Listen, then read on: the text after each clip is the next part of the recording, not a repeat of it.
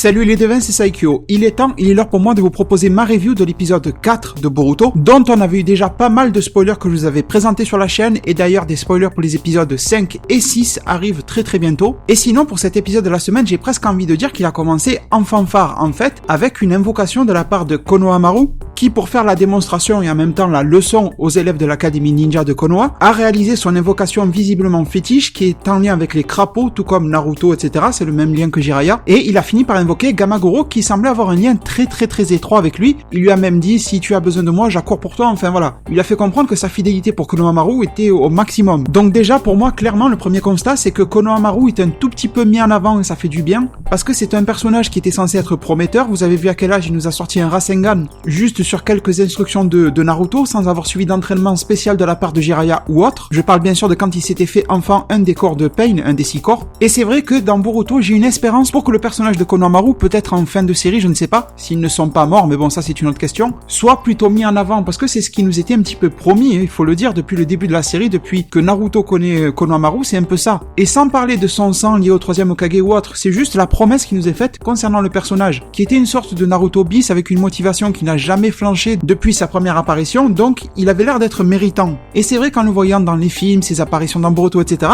j'ai la sensation que son personnage est un petit peu plus mis au second plan. Alors vous allez me dire, il n'y a rien d'extraordinaire pour lui d'avoir invoqué un crapaud, mais quand même, la scène était plutôt cool, plutôt bien amenée, ça ouvrait l'épisode de manière très classe, donc c'était bien. Et petite précision concernant ce Gamagoro, la grenouille, le crapaud qu'il a invoqué, il me semble, et j'en appelle aux grands puristes de Naruto, que Gamagoro c'est en fait la grenouille qu'avait invoqué Jiraiya pour s'infiltrer dans le village de la pluie, celui de Nagato, de Pain, etc. Je pense que vous vous rappelez, il était allé dans l'estomac de ce petit crapaud pour s'infiltrer justement. Après ça peut être deux Gamagoro différents, c'est pas très important, mais voilà. En tout cas peut-être que les studios Pierrot ont fait référence à cette partie-là de l'anime de Naruto Shippuden. Et pour nous montrer également que, encore une fois, les bêtes qu'ils invoquent grandissent en même temps qu'eux. Tout comme on avait vu que le fils Agamabunta avait grandi, enfin voilà, c'est un peu le cycle de la vie. Et donc au final, Boruto peut ressortir son côté hyperactif, très motivé à la Naruto, et veut à tout prix réaliser une invocation, tout comme vient de le faire Konohamaru, son grand frère spirituel et son sensei à la fois. Il se précipite à toute vitesse pour le faire, et au final, c'est tout à fait normal, j'ai envie de dire, rien ne sort. Mais bien sûr, tout ça sera énormément contrebalancé en fin d'épisode, on va en reparler à la suite de cette review. Alors dès le début de l'épisode et juste après l'opening, on met en place toute une sorte d'intrigue autour de cette fameuse invocation, comment faire un pacte, le signer avec des bêtes, etc. Quel rôle ils ont à jouer. Et au moment où Iwabe s'est exprimé en disant que c'était pas des animaux de compagnie mais des bêtes de combat, au final, j'ai trouvé que ça faisait une petite référence justement aux bijus, aux démons à queue, parce que c'était surtout sur la fin de Naruto Shippuden une intrigue qui avait été beaucoup mise en avant, à savoir est-ce que les bijus sont des armes de combat ou est-ce qu'ils sont des êtres vivants à part entière, faisant partie en quelque sorte de l'écosystème de Naruto, qu'il faut protéger, avec qui on peut devenir ami, etc., sympathiser. Bien sûr, c'est la deuxième solution qui a été utilisée, et c'était également toujours dans l'aspect leçon de vie, pour dire que Naruto donne beaucoup de leçons de vie, Boruto c'est pareil, à toute la jeunesse qui la regarde, ça fait encore un parallèle avec les animaux. C'est la même question qui se pose aujourd'hui, et c'est pour ça qu'on voit de plus en plus de lois qui arrivent pour protéger les animaux de compagnie, les chiens, les chats, etc., parce que l'être humain se rend compte malheureusement très tard, mais au moins il s'en rend compte, vaut mieux tard que jamais, que les animaux sont des êtres vivants tout comme eux ils le sont aussi, et qu'il faut les préserver de la même manière. Et une fois passé une scène un petit peu cliché, mais peut-être révélatrice de ce que sera le futur, avec chacun qui nous a fait part de son invocation rêvée, exemple Shikadai une araignée, les filles qui étaient dans beaucoup de clichés, des créatures mignonnes, un chat, etc. Ce qui pourrait être une sorte de mini foreshadowing pour nous dire que tous ces élèves-là, plus tard, ils auront chacun leur invocation, et ça sera ce type de bête-là, ce qui n'est pas impossible du tout. Si vous essayez de vous projeter dans Boruto, une fois qu'ils auront grandi, une sorte d'ellipse, et que vous imaginez Shikadai, et que vous imaginez Metal Lee, etc. adultes, on peut les imaginer accompagnés d'une araignée, l'autre d'un gorille, comme il l'a dit, ça me paraît pas impossible en tout cas. Et bien sûr, ce qui m'a fait tilter, c'est quand Boruto a parlé de serpents. Alors ça, je vous en avais déjà parlé dans ma vidéo de spoiler dans l'épisode 4, parce que dans les spoilers, on nous avait dit que Boruto allait faire une invocation, mais on nous avait pas dit laquelle. Donc je m'interrogeais entre crapaud, serpent, etc. Et je vous avais dit que si vous avez vu au moins le film Boruto, et si vous avez lu le manga, c'est encore mieux, et je pars bien sûr du principe que avoir vu le film Boruto, ce n'est pas du spoiler, eh bien on sait que Sasuke sera le sensei de Boruto. Et sachant que lui-même a ce fameux lien d'invocation avec les serpents, ça me paraissait pas débile que Boruto ait lui aussi cet aspect-là de lien avec les serpents. Et là, la série a été encore plus fort que ce que je pensais, parce que c'est Boruto par nature qui a voulu se tourner vers les serpents directement. Il a dit ça a l'air fort, c'est cool, etc.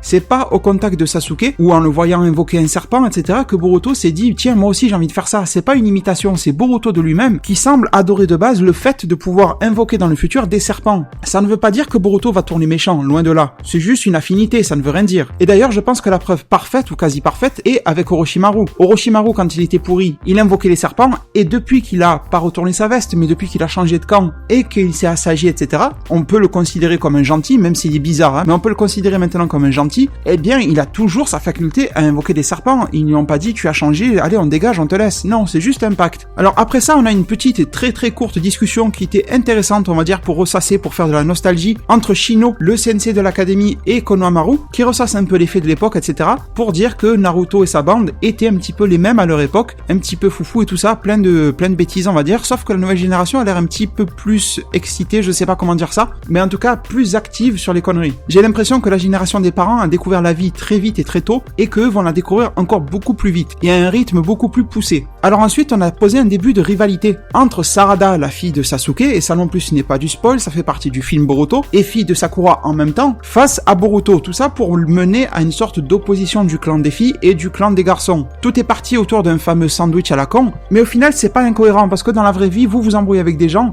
même des proches de votre famille et tout ça, souvent c'est pour rien, c'est pour pas grand chose. J'ai vu beaucoup de disputes démarrer pour rien, donc ça m'étonne pas qu'ils puissent se disputer pour un sandwich, y a aucun souci, et surtout que ça prenne ses proportions même jusqu'à aller se battre, ça ne m'étonne pas du tout. Disons que c'est un prétexte pour faire ressortir et renaître d'autres rivalités qui sont sûrement un petit peu aussi enfouies dans leur gène. Le fait que Sarada traite Boruto d'abruti, c'était clairement une référence en fait à Sasuke qui traitait lui-même Naruto d'abruti à peu près à la même époque de leur vie. Et au final, ce qui va se passer à force de se disputer pour le sandwich, etc., avec Chocho, la fille de Shoji, qui est en train de se bourrer de calories dans tous les sens, c'est que un combat était carrément sur le point de démarrer entre Sarada et Boruto. Je pense que c'est un combat que beaucoup de monde aurait voulu voir, mais malheureusement ça n'aura pas lieu. Pour une fois, Shino le sensei est là, il est pas trop largué. D'ailleurs, petite remarque, j'espère qu'il aura un petit moment dans lequel il va briller, parce que même si son design je trouve plutôt cool, mais pour le moment il est toujours mis à l'écart, enfin un petit peu plus parce qu'il a réussi son nouveau rêve qu'il a eu en fin de Naruto Shippuden de devenir professeur d'école. Mais je parle d'un rôle marquant, de se dire ah bon ben Shino il a au moins fait ça, bon. Du coup en parlant de Shino, il a une idée entre guillemets lumineuse de plutôt organiser un match opposant les filles aux garçons que lui-même organiserait pour avoir un petit peu plus d'encadrement. Et honnêtement les devins j'ai beaucoup aimé tout ça, parce que je vais pas vous refaire tout le détail de chaque scène, mais dans l'ensemble j'ai beaucoup aimé toute cette coopération qui s'est mise en avant, et c'est quelque chose que j'avais déjà remarqué dans le précédent épisode quand ils avaient tous coopéré pour combattre Metal Lee, même sans faire partie du même clan, etc.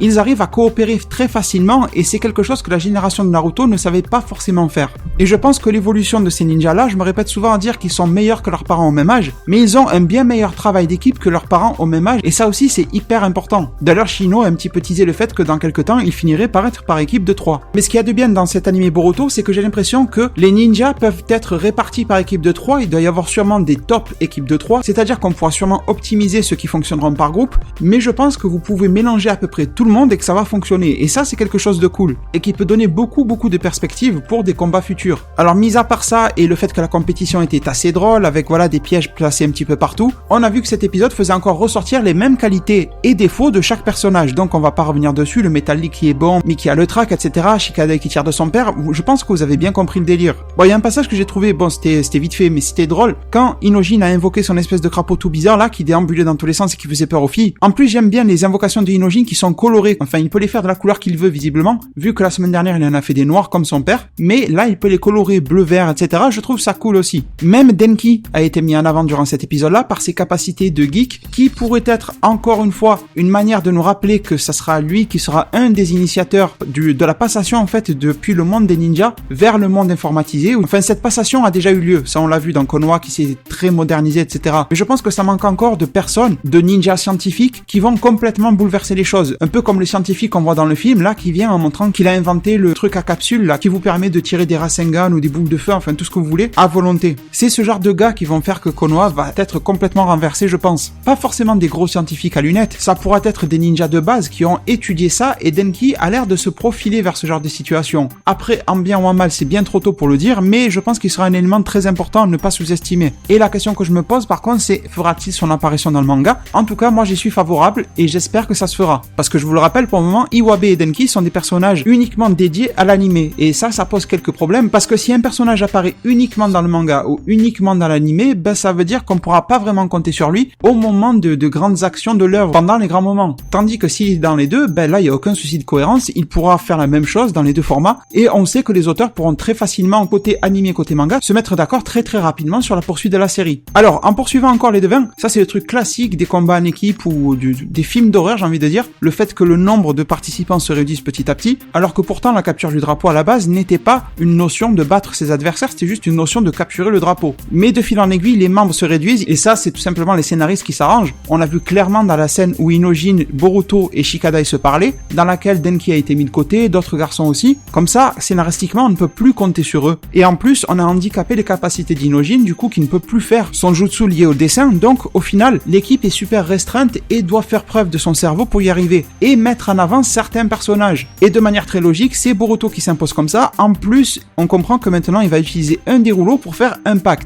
qui lui servira à invoquer une bête. Et en parallèle, je vous avoue que j'aurais espéré voir une sorte de mise en avant également de Sarada, histoire d'avoir un peu les deux têtes d'équipe qui vont s'opposer. Mais finalement, non, pas tellement. C'est Boruto qui s'est détaché de son groupe, et même si Sarada a compris que Boruto était en train de filer tout seul, on ne peut pas vraiment dire qu'elle soit partie seule à sa pourchasse ou quelque chose comme ça. C'est toutes les filles qui sont montées sur le toit, et Boruto s'est retrouvé un petit peu seul pendant que les deux faisaient les leurs derrière. Donc pour moi c'est personnel, dites-moi ce que vous en pensez, mais j'ai eu l'impression qu'on a eu une mise en avant totale de Boruto sans mettre un opposé en face de lui, ni même une sorte de rival en la personne de Sarada. Alors que pourtant à la base de l'épisode c'était ça qui se préparait. Et ensuite alors, voyant que Chocho ou Chocho comme vous voulez, je pense que c'est Chocho, s'approchait très dangereusement du drapeau, bon on peut pas dire qu'elle fait dans l'agilité, mais du moins elle s'en approchait, il y aurait discussion à savoir est-ce que Boruto aurait pu y arriver avant qu'elle n'arrive, etc. Je suis d'accord, mais on va passer ça, on va se dire que Boruto s'est senti perdu et qu'il voulait à tout prix utiliser son nouveau pouvoir, on va dire entre quelque sorte, sa nouvelle capacité d'invocation. Et au moment où Boruto a réalisé son invocation qui va marquer beaucoup de monde je pense, en une fraction de seconde, si vous avez été observateur, de toute façon je vais vous afficher le screenshot de ça, on a vu la fameuse tablette, l'espèce de réceptacle qu'on avait déjà aperçu auparavant quand le fameux serpent avait mordu ses proies, et on sentait qu'il ramenait une sorte de corruption ou de chakra mauvais qu'il avait pris sur Denki par exemple, et qu'il le ramenait dans cette mini statuette, cette tablette, on va l'appeler comme ça, la fameuse tablette. Ça n'a pas l'air vraiment plus grand, et si vous regardez en haut à droite de cette tablette, vous voyez qu'elle a 4 espèces de triangles, et qu'elle les a uniquement ici, et on avait bien vu que celui qui est en train de s'enflammer sur l'image que je vous montre correspond à celui de Denki, donc on pourrait supposer que ces 4 là correspondent à une possession. Alors les devins, déjà j'en fais appel à vous, parce que je vais faire des recherches poussées, mais ça va être difficile de trouver, parce que j'ai pas vraiment les mots-clés pour rechercher ça. Mais s'il y a quelqu'un qui s'y connaît en mythologie, etc., je sais qu'il y en a qui sont nombreux dans la zone commentaire, parmi vous, qui s'y connaissent vraiment bien, qui arrivent à retrouver quelle est la ressemblance entre ça, ce que vous voyez affiché à l'écran, cette espèce de tablette, les signes qu'il y a dessus, etc. Si vous savez qu'il y a un objet mythologique, un artefact, etc., qui y fait référence, n'hésitez pas à me l'envoyer, à me le tweeter, etc. Ça m'intéresse énormément, ou à me mettre le lien en commentaire de cette vidéo-là, ça marche aussi parfaitement. En tout cas, je vous en remercie énormément d'avance, et je vais très directement vous renvoyer vers ma vidéo de l'épisode 3, ma review de l'épisode 3 de Boruto, dans laquelle, maintenant c'est confirmé pour moi, j'en suis sûr, je vous avais montré dès le début de vidéo que la bête que vient d'invoquer Boruto correspond au Nue en mythologie japonaise. Si vous voulez en savoir plus sur ses capacités, ses aptitudes, ses effets, ses pouvoirs, etc., la manière de la vaincre, n'hésitez pas à consulter ma vidéo épisode 3, review de Boruto. Je vous mets le lien en description, et je pense que je l'épinglerai en commentaire ou quelque chose comme ça, et je vous affiche la miniature à l'écran de la vidéo, comme ça vous voyez que la ressemblance est frappante. Du coup, je pense qu'après avoir vu cette invocation dans l'épisode 4, ça doit vraiment vous intriguer de savoir d'où sort cette bête. Donc je pense clairement que cette bête-là est le Nue. Et je pense une autre chose, quand on poursuit, qu'on analyse la forme qu'a pris l'invocation, c'est que déjà il n'y a que 4 triangles. Et je pense que tout autour de cette tablette doivent venir se greffer des triangles, sauf que la bête en question, qu'on va appeler pour le moment le Nue, dès qu'on aura un nom officiel dans Boruto, je l'utiliserai bien sûr. Donc pour moi, étant donné que ce fameux serpent, à chaque fois qu'il faisait une possession, a créé un triangle, qu'il y en a 4, il me semble tout à fait logique que tout le contour de cette tablette-là doit être constitué pour arriver à débloquer, à déceler quelque chose. Donc il est clair pour moi que l'invocation que vient de faire Boruto est incomplète. Et si on poursuit, que je vous affiche d'autres images de l'épisode de Boruto et de ce qu'il nous a invoqué, le monstre, on voit que sa queue de serpent était parfaitement visible, tout le monde l'a vu, tous les ninjas l'ont vu, sauf que il y avait encore cette forme de bête, mi-singe, mi-tigre, etc., comme on en parlait dans ma review de l'épisode 3 de Boruto. Je vous mets un gros plan sur son visage qui nous a été donné, on distingue vraiment encore beaucoup plus les traits d'un singe. Donc c'est clairement, comme Zabimaru dans Bleach, une référence au Noué avec sa tête de singe, son corps de tanuki, ses pattes de tigre et sa queue de serpent. Et justement, si vous comptez ce que je viens de dire, corps de singe 1, corps de tanuki, c'est les ratons laveurs japonais, ça fait 2, pattes de tigre, ça fait 3, queue de serpent, ça fait 4. Et sur la tablette, on a vu qu'il y avait une seule partie qui avait été matérialisée. Et comme par hasard, quand Boruto a réalisé son invocation, la seule partie visible était la queue du monstre. Donc en fait, il a tout déplacé, parce que grâce à son œil bizarre, Boruto est arrivé à voir tout le monstre en entier. Parce que sûrement qu'il y a une connexion qui existe entre tout le corps de cette bête-là, et que si vous invoquez un morceau, tout le reste arrive, mais il n'est pas matérialisé dans ce monde de Konoha, des ninjas, etc., le monde réel. Entre gros guillemets, c'est un peu comme quand Obito, Tobi, etc. se téléportaient dans son monde avec son Sharingan, il pouvait avoir son bras qui dépassait, et le reste de son corps dans l'autre dimension, c'est un peu comme si son corps était là, mais pas là, vous voyez, c'est un peu le même délire, je pense, sauf que là, Boruto arrive à plus ou moins visualiser tout le corps de la bête. Donc les devins, je pense qu'on a vraiment fait du très bon travail la semaine dernière concernant l'identité de ce monstre, le Noué, qui nous a été reconfirmé ici, et je pense qu'on peut affirmer aujourd'hui que cette invocation-là n'est pas complète, et qu'il lui reste donc 3 autres parties à assimiler. Et une chose supplémentaire, c'est que même si Boruto a fait son pacte, je ne pense pas pour le moment que cette bête va être amie avec lui. Ou alors pourquoi pas dans le 300e épisode, un peu comme Naruto et Kyuubi qui au fil des années ont commencé à sympathiser. Mais là pour le moment, je pense qu'on n'est pas près d'y arriver. Et on a très bien vu que cette bête serpent n'a pas du tout défendu Boruto, ne lui a pas parlé. On a juste senti que c'était une sorte de bête sauvage qui venait d'être libérée et qui attaquait tout ce qui bougeait, y compris Boruto. Et sans Konohamaru qui faisait son Rasengan en plein milieu du serpent, eh bien il est clair que le serpent aurait mordu, peut-être bouffé, enfin je sais pas ce qu'il veut, tout le monde, ça c'est clair. Et je pense qu'une fois complet, il sera nettement plus puissant que ce qu'on vient de voir ici. Je pense qu'un Rasengan de Konohamaru ne pourra plus suffire si la bête complète est libérée. Qui dit invocation incomplète dit chakra incomplet. Donc je pense que ce même serpent, si vous invoquez toute la bête en même temps, sera 10 fois ou 100 fois, peu importe, plus puissant que ce qu'il était là dans l'épisode. Ça me paraît logique aussi. Après, je vais me pencher sur le sujet parce qu'il y a plein d'éléments qu'il faut que je rassemble dans ma tête et je vous en proposerai sûrement une vidéo complète pour essayer justement d'assembler de A à Z tout ce qui se passe. Pourquoi cette bête arrive à agir de manière autonome? Parce que j'ai l'impression que par le biais de cette invocation-là, Boruto a activé la tablette partiellement à la hauteur de ce qu'a assemblé le serpent jusqu'à présent en termes de possession, mais que cette bête elle-même arrive à agir de manière autonome, indépendante et à arriver à se déceler. Donc pourquoi déjà a-t-elle été scellée? Par qui? Et comment fait-elle pour arriver à se déplacer plus ou moins librement dans le monde réel et arriver à piquer, mordre, posséder des gens, peu importe, comme vous voulez, hanter, et à récupérer quelque chose de eux qui va faire que cette bête au final sera dépossédée. Et donc bien sûr, si on termine le calcul, il y a 4 côtés, chacun des 4 côtés contient 4 triangles, donc il resterait 12 possessions avant que cette bête soit complètement libérée. Et on vient déjà d'en voir 4 au bout de 4 épisodes de Boruto, ce qui va relativement vite. Et encore on ne sait pas, peut-être qu'en possédant quelqu'un de très fort, la bête pourra libérer 4 carreaux d'un coup, ça on ne le sait pas, vous savez. Il y a beaucoup de choses qui restent mystérieuses, mais dites-moi dans un commentaire, je pense qu'on a énormément avancé sur son sujet. Et désolé si vous me trouvez un peu lourd, mais je me répète que cette vidéo-là est ultra complémentaire avec ma review de l'épisode 3 de Boruto si vous ne l'avez pas déjà vu. Du coup, une fois que la bête a été renvoyée dans son monde, parce que pour moi il est clair que Konohamaru ne l'a pas tué du tout, on en arrive sur la fin de l'épisode, beaucoup plus calme et c'est normal, avec tout le monde qui s'impressionne du fameux serpent qu'a invoqué Boruto, mais Boruto lui, il sait que ce n'était pas un simple serpent, mais une toute autre bête, et passer la jolie leçon de morale de Shino pour dire qu'il faut s'assembler pour mieux coopérer, etc. Et de faire cesser toutes ces petites rivalités parce que ils ont vu la morale à la fin de l'épisode, c'est que quand Chocho est tombé, ils se sont tous mis ensemble pour la rattraper et ça a fonctionné. Alors que si seul Boruto y avait été, ou seuls les garçons qui restaient sur le toit par exemple, eh bien ils se seraient fracassés contre le sol. Du coup sur l'épisode on se quitte avec 2 choses intéressantes. C'est la remarque de Konohamaru qui est plutôt perspicace en se disant comment Boruto a pu invoquer ce type de monstre. Alors de là à dire que Konohamaru sait parfaitement ce qu'est cette bête, il connaît l'histoire, pourquoi elle a été scellée dans ce parchemin, enfin de quel monde elle provient, parce qu'on a vu par le biais de Naruto Shippuden que les crapauds et les serpents ont leur propre monde avec une sorte de famille, etc.,